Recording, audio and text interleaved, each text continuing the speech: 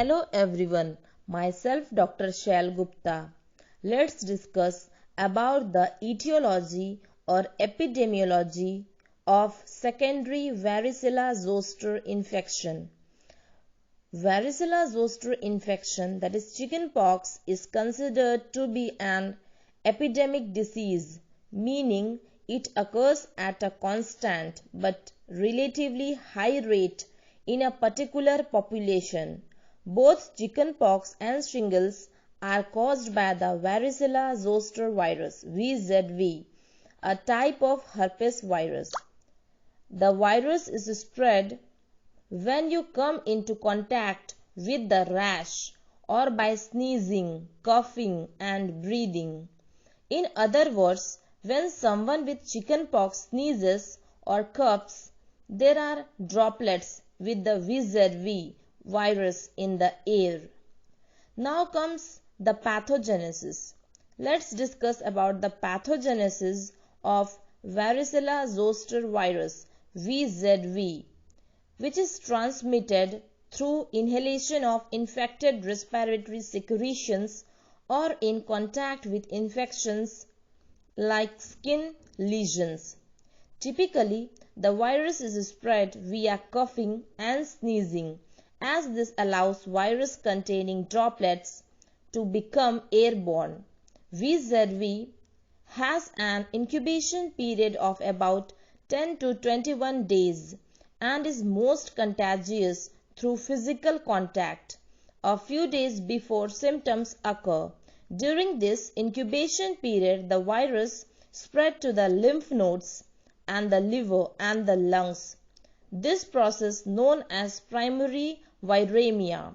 As the infection progresses, small skin vesicles filled with pus and infected cell particles form on the skin surface.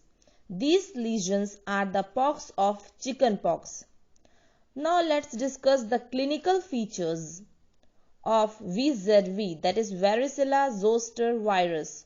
Usually a self-diagnosable disease, the most characteristic symptom is an itchy blister-like rash on the skin.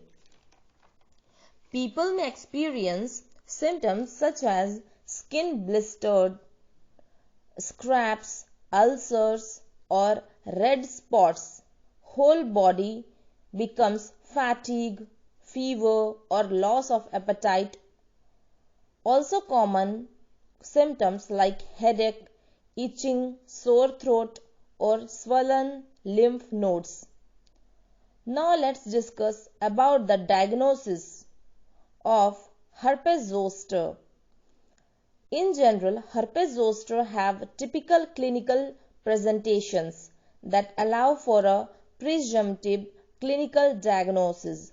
Primary varicella presents as a disseminated prurite rash that often start on the face and spread down the trunk.